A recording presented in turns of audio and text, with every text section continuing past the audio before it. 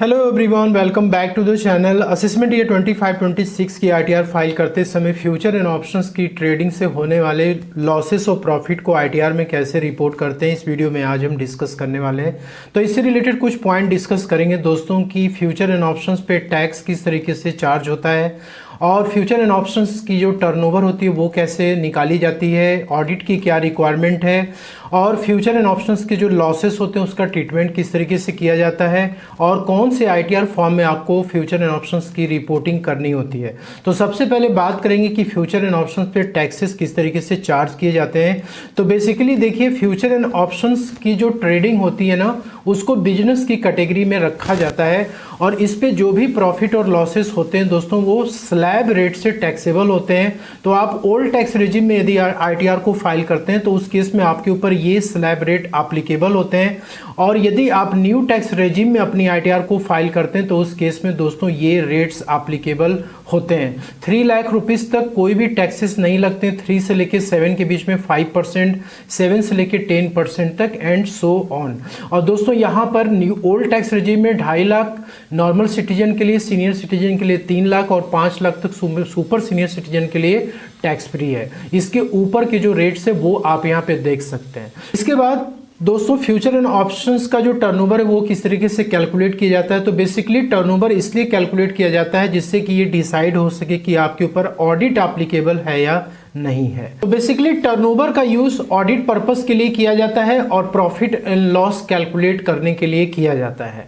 तो दोस्तों future and options की ट्रेडिंग किसी भी स्टॉक में या फिर इंडेक्स में की जा सकती है और इसमें दोस्तों आपको जो भी टर्नओवर निकालने का तरीका होता है वो थोड़ा सा डिफरेंट होता है। यहाँ पे मान लीजिए कि फ्यूचर्स है और यहाँ पे ऑप्शन है। अब इसमें क्या हुआ कि लॉट साइज आप यहाँ पे देख सकते हो, परचेस वैल्यू और दोस्तों यहाँ पे सेल वैल्यू। यहाँ पे लॉस हो रखा है 3000 का, यहाँ पे प्रॉफिट हो रखा है 8000 का। तो दोस्तों जब भी टर्नओवर निकाला जाता है ये एब्सोल्यूट टर्म्स में निकाला जाता है।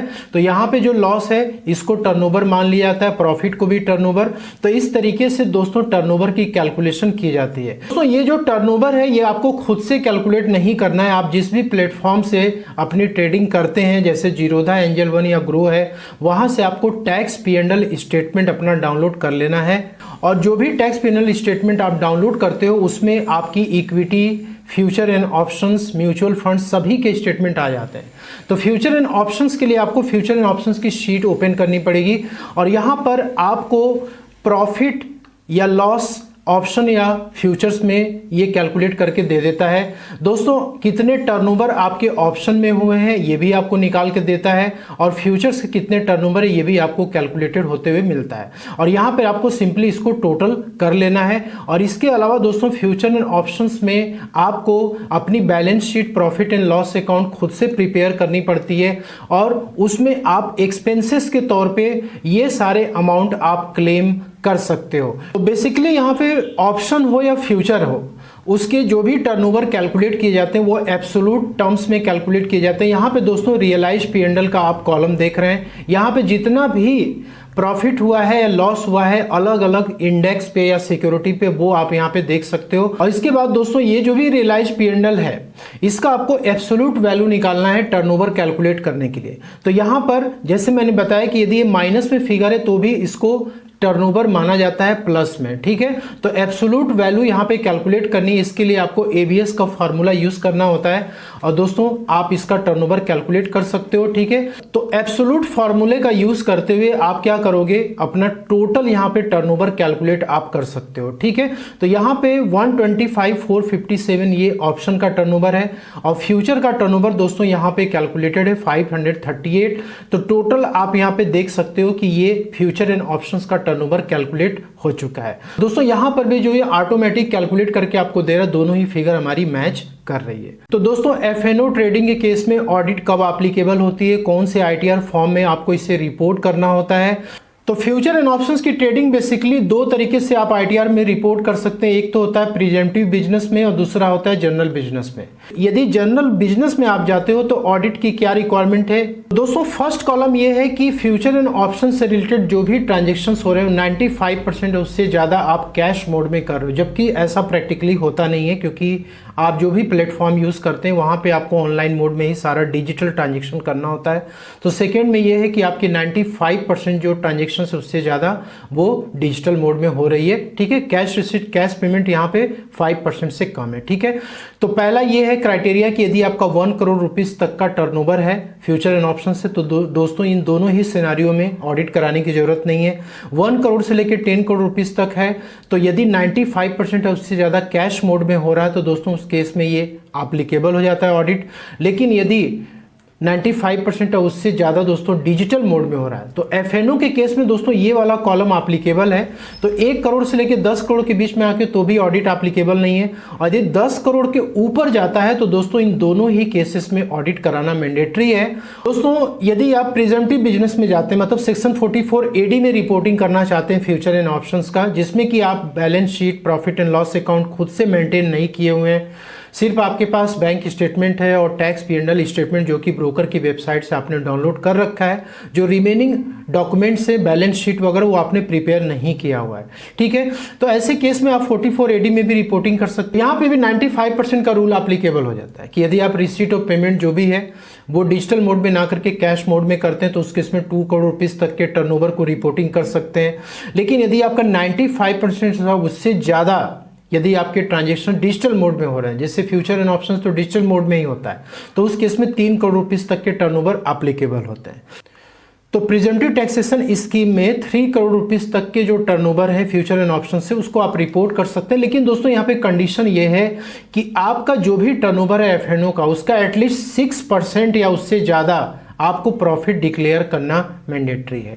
यदि आपके फ्यूचर एंड ऑप्शंस में लॉसेस हो रखे हैं या 6% से नीचे आप प्रॉफिट डिक्लेयर कर रहे हैं तो फिर आपको उस केस में सेक्शन 44 एडी में रिपोर्टिंग नहीं करनी है। तो ऐसे केस में फिर आपको जनरल बिजनेस के तहत इसकी रिपोर्टिंग करनी पड़ेगी। तो यहाँ पे हमने देखा कि 1 करोड़ रुपीस तक यदि आपका टर्नओवर है एफएनओ का तो उस केस में आपको ऑडिट नहीं करानी है। लेकिन बुक्स ऑफ अकाउंट्स का जो क्राइटेरिया है कि यदि आपकी इनकम 2.5 लाख से ज़्यादा है, मतलब कि फ्यूचर एंड ऑप्शंस के अलावा यदि आपकी सैलरी की इनकम, पेंशन की इनकम, एफडी की इंटरेस्ट, ये सब मिला करके 2.5 लाख से ज़्यादा आ रही है, या फिर आपका पिछले 3 फाइनेंशियल ईयर में दोस्तों किसी एक साल में आपका 25 लाख से ज़्यादा का टर्नओवर हो रखा है। कोई जरूरी नहीं है कि आपका फ्यूचर एंड ऑप्शंस का ही टर्नओवर है, आपके बिजनेस वगैरह भी होंगे उससे भी टर्नओवर होगा तो भी आपको बुक्स ऑफ अकाउंट्स मेंटेन करना मैंडेटरी है।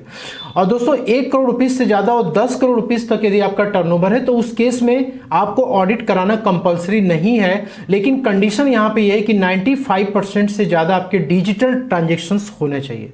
तो हम फ्यूचर एंड ऑप्शंस की बात कर रहे हैं, यहाँ पे 95% क्या 100% तक के ट्रांजेक्शन्स दोस्तों यहाँ डिजिटल मोड में ही होते हैं। लेकिन कंडीशन यहाँ पे ये है कि प्रॉफिट जो होनी चाहिए वो 6% के नीचे नहीं होनी चाहिए, या फिर दोस्तों लॉसेस नहीं होनी चाहिए। इवन कि आप प्रिजेंटिव टैक्सेशन स्कीम को ऑप्ट नहीं करते हैं, क्योंकि वहां पर तो कंडीशन है ये, तो उस केस में आपको ऑडिट कराना मैंडेटरी है। अदरवाइज ऑडिट नहीं कराना है। और यहाँ पे भी बुक्स ऑफ अकाउंट मेंटेन करना मैंडेटरी है। 10 करोड़ के ऊपर यदि आप जाते हैं तो उस केस में तो दोस्तों यहाँ पे दोनों ही केस में यस है।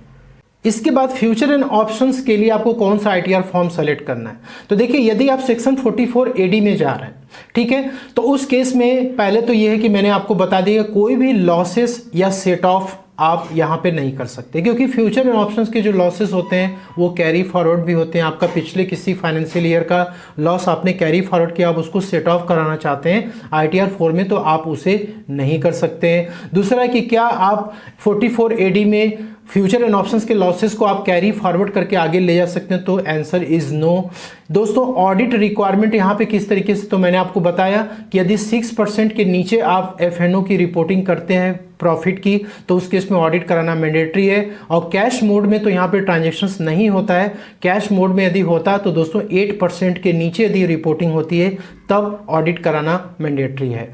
और दोस्तों यहाँ पे ये कि सेट ऑफ वगैरह की कोई भी फैसिलिटी नहीं है, कि ऐसा नहीं कि आप एफ&ओ के लॉसेस को किसी दूसरे इनकम से सेट ऑफ कर सकते हैं। तो ITR 4 में कंप्लीटली ये डिसअलाउड है। अब दोस्तों यहाँ पे क्या होता है कि यदि आप नॉर्मल बिजनेस यानी कि एक्चुअल प्रॉफिट और लॉस जो आपको एफ&ओ में हो रखा है उसको आप रिपोर्ट करना चाहते हैं, तो उस केस में आपको ITR 4 में नहीं ITR 3 में रिपोर्टिंग करनी पड़ती है। यहाँ पर आप लॉसेस को सेट ऑफ भी कर सकते हैं, लॉसेस को क्लेम भी कर सकते हैं फ्यूचर एंड ऑप्शंस के। इसको कैरी फॉरवर्ड करके आप 8 असेसमेंट ईयर तक लेके जा सकते हैं। और यहाँ पे सेट ऑफ का ये है कि सैलरी को छोड़कर बाकी और जो भी हेड्स ऑफ इनकम आपकी हैं, रेंटल इनकम हो गई, FD सेविंग बैंक की इंटरेस्ट हो गई, आप उससे एफ&ओ के लॉस को सेट ऑफ करा सकते हैं। अब दोस्तों ITR फाइल करते समय आपको एफ&ओ की जो भी प्रॉफिट या लॉस कैसे रिपोर्ट करनी पड़ती है, इसके लिए दोस्तों हमने एक्सेल यूटिलिटी ओपन किया हुआ असेसमेंट ईयर 25-26 की, क्योंकि ऑनलाइन पोर्टल पे अभी भी ITR 2 और 3 की फाइलिंग स्टार्ट नहीं हुई है। तो फ्यूचर एंड ऑप्शंस की रिपोर्टिंग करने के लिए सबसे पहले आपको नेचर ऑफ बिजनेस सेलेक्ट करना होता है। यहाँ पर आप अदर फाइनेंशियल इंटरमीडिएट सर्विसेज में 1308 कोड को सेलेक्ट कर सकते हैं। यहाँ पे आपका नाम आ जाएगा। और दोस्तों डिस्क्रिप्शन में फ्यूचर एंड ऑप्शंस की ट्रेडिंग या इंट्राडे ट्रेडिंग आप इंटर कर सकते हैं। अब आपको यहाँ पे आना है पार्ट ए बैलेंस शीट वाले सेक्शन में। तो दोस्तों यहाँ पे बैलेंस शीट में सबसे पहले प्रोप्राइटर्स कैपिटल, मतलब आपने कितने से एफ&ओ में ट्रेडिंग स्टार्ट की, उसकी कैपिटल अमाउंट क्या है वो आपको यहाँ पे मेंशन कर देना है। इसके बाद दोस्तों शॉर्ट टर्म इन्वेस्टमेंट सेक्शन में आपको आना है कि यदि आपका 31 मार्च को कुछ भी इन्वेस्टमेंट है इक्विटी शेयर्स में, प्रेफरेंस शेयर्स या डिबेंचर्स में, तो उसके अमाउंट को आप यहाँ पे मेंशन कर सकते हैं। उसके बाद यहाँ पे कैश इन हैंड आपके पास कितना था, बैलेंस विथ बैंक कितना था, वो अमाउंट आपको यहाँ पे मेंशन करनी है। और इसके अलावा यदि आपकी कोई फिक्स एसेट्स है, मतलब कि मान लीजिए कि आपने एक पर्टिकुलर ऑफिस अपनी बना रखी है और उसमें आपके लैपटॉप कंप्यूटर लगे हैं, वहाँ पे आप फ्यूचर एंड ऑप्शंस की ट्रेडिंग करते हैं, तो दोस्तों उसका भी अमाउंट आप यहाँ पे डाल सकते हो। क्या डिप्रिशिएशन वगैरह उस पर कितना चार्ज आपने किया हुआ है, वो सब भी अमाउंट यहाँ पे डाल के प्रॉपर अपनी बैलेंस शीट आप प्रिपेयर कर लीजिए। इसके बाद आपको प्रॉफिट एंड लॉस अकाउंट वाले शेड्यूल्स में आ जाना है पार्ट ए में। और यहाँ पे दोस्तों यदि आपको फ्यूचर एंड ऑप्शंस में प्रॉफिट हो रखी है तो आप यहाँ पे एनी अदर इनकम में फ्यूचर एंड ऑप्शंस की प्रॉफिट ये अमाउंट आप इंटर कर लेंगे। और ये आपको उसी शीट से मिलेगा जो शीट आपने जीरोधा एंजल वन की वेबसाइट से डाउनलोड कर रखी है।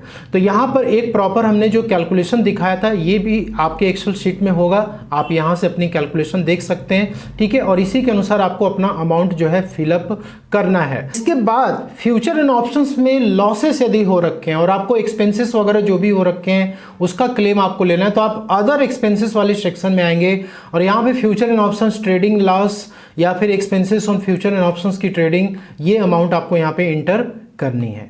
तो दोस्तों ये जो अमाउंट लॉसेस के हैं ये आपके सैलरी के इनकम को छोड़कर बाकी और भी जो हेड्स ऑफ इनकम है उससे सेट ऑफ हो जाएंगे।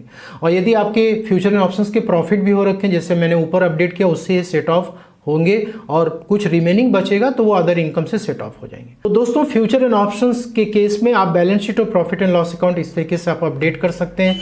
आशा करता हूं कि आपको वीडियो पसंद है, अच्छी लगे तो लाइक शेयर जरूर करें। मिलते हैं next video. Thank you so much.